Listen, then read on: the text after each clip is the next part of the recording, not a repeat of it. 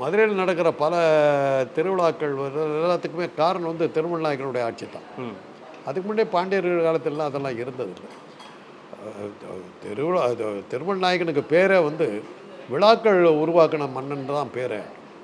இந்த சித்திரை திருவிழா, வண்டியூர் தெப்பக்குள திருவிழா, இது எல்லாமே திருமல் நாயக்கன் காலத்தில் வந்தது தான். ஆனால் அதில் என்ன ஒரு விஷயம் வந்ததுன்னா, திருமல் நாயக்கன் நம்ம ராஜா ஆகிட்டம் எப்படி கொண்டு வந்துடலான்னு பார்த்தாக்கா பொதுமக்களுடைய விரோதத்தினால அவனால் முடியல. அதனால தான் அழகர் அங்கே இறங்கி அப்படியே அதை ஒரு விழாவாக மாற்றி அழகர் பட்டுடை உடுத்தி ஆற்றில் இறங்கி போயிட்டார் திரும்பி. ஊருக்குள்ளார அலோவ் பண்ணல பெரும்பாலுங்கிறது தான் உண்மையில் நடந்த விஷயம். அவ்வளோதான் அது. அவர் அங்கேருந்து எங்கே போனாருங்கிறது அதை விட கொடுமை. கிருஷ்ணதேவராயன் தான் ஒரு பெரிய சாம்ராஜ்யத்தை ஸ்தாபித்தவர். முஸ்லீம்கள் தெற்கு பகுதியில் வராமல் தடுத்ததுக்கு அவன் ஒரு காரணம். பாம்பி சுல்தான்கள் கீழே வராமல் தடுத்து நிறுத்ததான் இருந்தான். இவ்வளவு இருந்தும் திருமல் நாயக்கன் ஒரு முஸ்லீமை கல்யாணம் பண்ணிட்டு அது போக ஒரு கிறிஸ்தவருக்கு கல்யாணம் பண்ணதில் தான் அப்போ அது ஒரு அசிங்கமான சில கதைகள்லாம் உண்டு. மீனாட்சிக்கு 3 மார்புகள் இருந்ததா ஒரு கணக்கு. திருமணத்துக்கு பிறகு அந்த ஒரு மார்பு போகுது, 2 மார்பு தான் இருக்குது. அது நீங்கள் பார்த்தீங்கன்னா இந்த பக்கம் வந்தீங்கன்னா பழமுதிர் சோலை, கொஞ்சம் தாண்டி போனீங்கன்னா பழனி. 3 இது அறுபடை வீட்டில் 3 பட வீடுகள் மதுரையில் தான் இருக்குது. இன்றைக்கி திருப்பரங்குன்றம் இது பழனி தனியாக போயிடுச்சுங்கிறது வேறு விஷயம். முதல்ல மதுரையோடு இருந்தது தாங்க. 3 அறுபடை வீட்டில் 3 படை வீடுகள் முருகனுக்கு இருந்தது அங்கே தான்.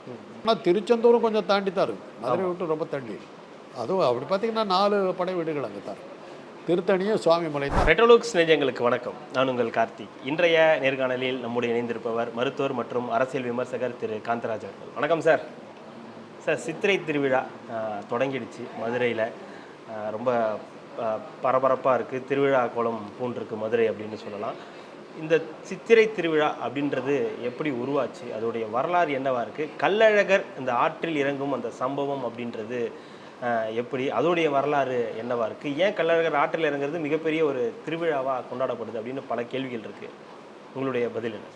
இந்த திருவிழாவே திருமல் நாயக்கன் காலத்தில் தான் அதுக்கு முன்னாடி இன்னும் சொல்லப்போனால் மதுரையில் நடக்கிற பல திருவிழாக்கள் எல்லாத்துக்குமே காரணம் திருமல் நாயக்கனுடைய ஆட்சி தான். அதுக்கு முன்னே பாண்டியர்கள் காலத்திலலாம் அதெல்லாம் இருந்தது இல்லை. திருமல் நாயக்கனுக்கு பேரே விழாக்கள் உருவாக்கின மன்னன் தான் பேரே. இந்த சித்திரை திருவிழா, வண்டியூர் தெப்பக்குள திருவிழா, இது எல்லாமே திருமல் நாயக்கன் காலத்தில் வந்தது தான். ஆனால் அதில் என்ன ஒரு விஷயம் வந்ததுன்னா, திருமல் நாயக்கன் ஒரு வைஷ்ணவன், பெருமாளை கும்பிடுறவன். மதுரையோ சைவ பூமி, சைவத்தலம். மீனாட்சி சுந்தரேஸ்வரர், சிவபெருமானும் மீனாட்சி பார்வதி இருக்கிற இடம். அதுக்கு இவன் ராஜாவாக இருக்கான். இவனுடைய சாமி ஊருக்குள்ளார இங்கே வரமாட்டேங்குது. அதுக்காக ஒரு பிளான் பண்ணான். இந்த சாமியை உள்ளே கொண்டு வரதுக்கு பிளான் பண்ணான். கள்ளழகர் பெருமாள் அது ஊருக்கு வெளியே இருக்குது. அதை உள்ளே கொண்டு வரதுக்கு ஒரு பிளான் பண்ணி இந்த சித்திரை திருவிழாவை ஏற்படுத்தினா மதுரையை சேர்ந்த மக்கள் நடக்காதுன்ட்டாங்க, முடியாது அப்படின்ட்டாங்க. எவ்வளவோ போராடி பார்த்தான். அதுக்கு ஒரு கதையை உள்ளே அனுமதிக்க முடியாதுன்னு சொன்ன உடனே அதுக்கப்புறம் ஒரு கதையை கிளப்பினாங்க. மீனாட்சி பெருமாளுக்கு தங்கச்சி தான் இதெல்லாம் சீதனமெல்லாம் கொடுத்து அந்த கல்யாணத்தை பண்ணி பெருசாக பண்ணுங்கிறதுக்காக அவன் புறப்பட்டு வந்துக்கிட்டு இருக்கிறதுக்குள்ளார மீனாட்சி கல்யாணம் முடிஞ்சிடுது. சுந்தரேஸ்வரர் தாலி கட்டிடுறார். கட்டிட்ட உடனே பெருமாளுக்கு கோவம் வந்துடுது. அந்த கோவத்தில் வைகை ஆற்றுக்கிட்ட ஒரு கல்யாணம் ஆகிடுச்சுன்னு உடனே ஊருக்குள்ளார போகாமல் அங்கேயே ஆற்றுல இறங்கி அப்படியே திரும்பிடுறார். திரும்பி எங்கே போகிறாருன்னா துலுக்க நாச்சியாருங்கிற ஒரு வீட்டுக்கு போகிறார்.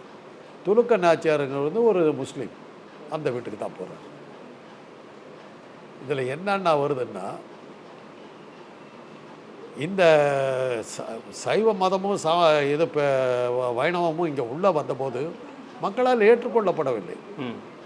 ராஜராஜ சோழ காலத்தில் அது பெருசாக இருந்ததுங்கிறத காட்டுறதுக்கு தான் போட்டு கல்கியினுடைய பொன்னியின் செல்வனில் ஆழ்வார்க்கடியானுங்கிற ஒரு பாத்திரத்தை உருவாக்குறாரு. வைணவர்கள் உள்ள நுழைய பார்க்குறாங்க. அவன் ஆழ்வார்க்கடியான் போகிற இடத்துலலாம் சைவ வைணவ போராட்டம் அவன் நடத்திக்கிட்டே போகிறான். அந்த கதையில் ஒரு சைடில் அது வந்துக்கிட்டே இருக்கும். அது அன்றைக்கி இப்போ பௌத்த மதம் அங்கீகரிக்கப்பட்டிருக்குது, பௌத்த விகாரங்கள்லாம் இருக்குது.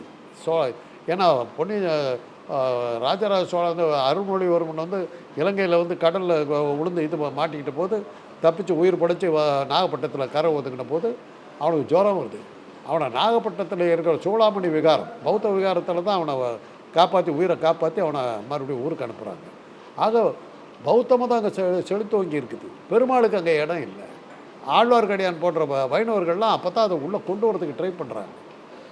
அதெல்லாம் வந்து அந்த காலத்துலேருந்து அது தொடர்ந்து வந்துக்கிட்டு இருந்தது.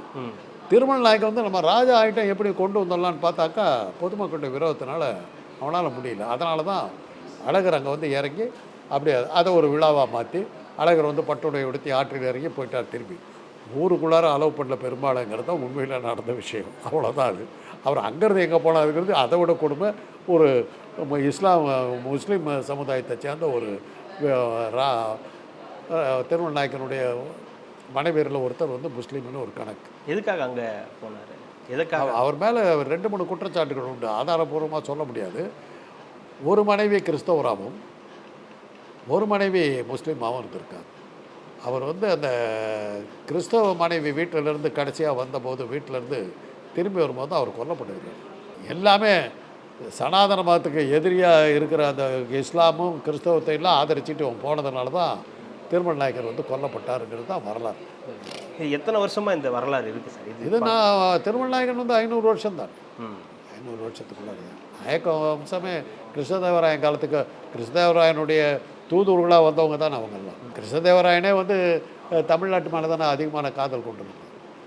ராஜபாளையத்தில் இருக்கிற ஒரு நடன மங்கையை தான் அவன் ராணியாக கல்யாணம் பண்ணிட்டு போகிறான். ஆண்டாள் மேலே அவனுக்கு இருந்த மிகப்பெரிய பற்று தானே ஆமுக்த மல்லியதன்னு ஒரு புக் எழுதுகிறான். ஆண்டாளை புகழை இது பண்ணி திருப்பதி கோயிலில் வந்து காலையில் வந்து ஆண்டாள் பாசுரங்களை பாடி தான் திருப்பள்ளி எழுச்சி நடத்தணும்னு சொல்லிட்டான். இன்றைக்கும் திருப்பதியில் காலையில் வந்து திருப்பள்ளி எழுச்சி ஆண்டாள் பாசுரங்கள் பாடிட்டு இருக்கிறாங்க. இன்றைக்கும் தினசரி வந்து ஸ்ரீவில்லிபுத்தூரில் இருந்து ஒரு மாலையை வந்து திருப்பதிக்கு போய் சேரும். அதை தான் போட்டு இது பண்ணுறாங்க.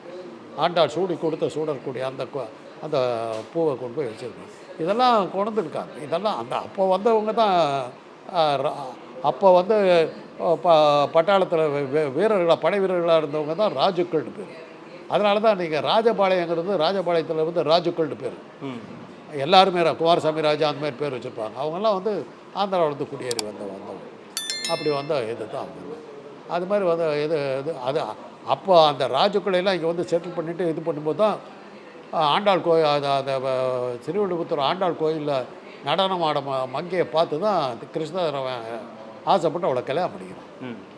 கிருஷ்ணதேவராயனே ஒரு தாதிக்கு பிறந்தவன்ற இது உண்டு. இவன் வந்து ஒரு தாசியை கல்யாணம் பண்ணிட்டு போனவுடனே நான் அந்த இந்த வம்சம் அழிஞ்சிட போகுதுங்கிறதுக்காக தான் கிருஷ்ணதேவராயனுடைய மகனை கொண்டுடுறாங்க. உடம்பு சரியில்லாம் படுத்தானு எல்லாம் இது பண்ணிடுறாங்க. கிருஷ்ணதேவராயன் தான் ஒரு பெரிய சாம்ராஜ்யத்தை ஸ்தாபித்தவன். முஸ்லீம்கள் தெற்கு பகுதியில் வராமல் தடுத்ததுக்கு அவன் ஒரு காரணம். பாம்னி சுல்தான்கள் கீழே வராமல் தடுத்து நிறுத்ததான் இருந்தான். இவ்வளவு இருந்தும் வந்து திருமண நாயக்கன் வந்து ஒரு முஸ்லீமை கல்யாணம் பண்ணிட்டு அது போக ஒரு கிறிஸ்தவருக்கு கல்யாணம் பண்ணதால தான் இதாச்சு. அப்போ தான் வந்து ராபர்ட் டி நொபலின்னு இருந்தார். அவர் கிறிஸ்தவ மதத்தை வந்து பரப்பிக்கிட்டு இருந்தார். அவரை நாடு கடத்தினாங்க. அப்போ இப்படி இருந்தோம். அந்த அந்த துலுக்கரையும் கிறிஸ்தவரையும் ஏற்றுக்கிட்டாலும் கூட வைணவ சாமி உள்ளே வரக்கூடாதுங்கிறதுல அவங்க தீவிரமாக இருந்துட்டாங்க. அதுதான் சித்திரை திருவிழா. காலப்போக்கில் எப்படி மாறி போகுது? எல்லாருக்குமான ஒரு திருவிழா. எல்லாரும் விழான்னு வரும்போது எல்லாம் சேர்ந்துக்கிறாங்க. இப்போ கிறிஸ்மஸ் எல்லோரும் நம்ம கொண்டாடுறது இல்லையா? நியூ இயர் கொண்டாடுறது இல்லையா? அப்படித்தான் அந்த மாதிரி போயிடுச்சு.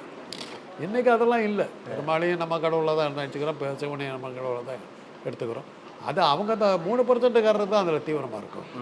ஐயர்கள் ஐயங்கார்கள் எந்த காரணத்தையும் சிவன் கோயிலுக்கு வர மாட்டாங்க. இன்றைக்கி அவங்க அதில் ஸ்ட்ரிக்டாக தனியாக தான் இருக்கும். ஐயர்கள் வந்து 2லேயும் வருவாங்க. சிவனையும் கும்பிடுவாங்க, முருகனையும் கும்பிடுவாங்க, எல்லா இடத்துலையும் கும்பிடுவாங்க. ஆனால் இது அம்மன் கோயிலில் கூட ஐயர்கள் வந்து இப்போ வசூல் வருதுன்னா ஐயருங்க வந்துடுவாங்க க்ளீனாக. கருமாரியம்மன் கோயில் வந்து பரம்பரை பூசாரிகளால் இது பண்ணத்தான். இப்படியெல்லாம் வச்சு பெருசானோன்னு அவங்கள துரத்தி விட்டாங்க. இன்றைக்கி அவங்க கேட்டது இல்லை. இன்னொரு பக்கம் இது ஒரு 12 நாள் அப்படின்ற மாதிரி ஒரு கணக்கு வருது. மீனாட்சி சுந்தரேஸ்வரர் கல்யாணத்துக்கு பிறகு நடக்கக்கூடிய ஒரு சம்பவமாக இருக்குது. இதற்கு இத்தனை நாள் இது வந்து ஒரு இல்லை, அந்த டீட்டெயிலாக எனக்கு தெரியாது. அது காலகாலமாக நடந்துக்கிட்டு.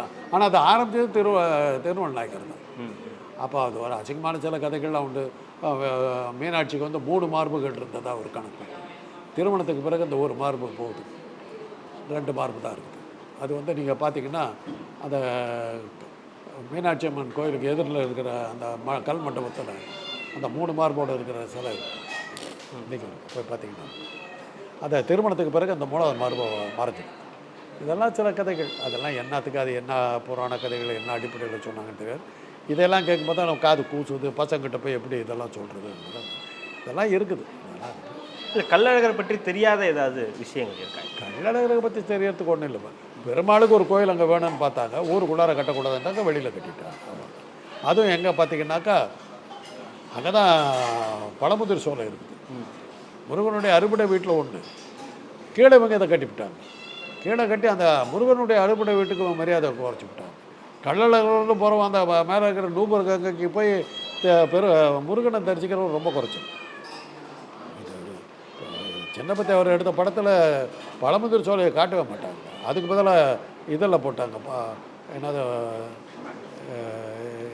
கோயம்புத்தூர் பக்கத்தில் இருக்கிற அந்த கோயிலில் பெருசாக்கிட்டாங்க. மருதமலையை போட்டு பழமுதிர் சோலையை காட்ட மாட்டாங்க. அந்த மாதிரிலாம் பண்ணாங்க. பெருமாளுக்கு உள்ள இடம் இருக்கக்கூடாதுங்கிறதுக்காக வந்த இதுதான்.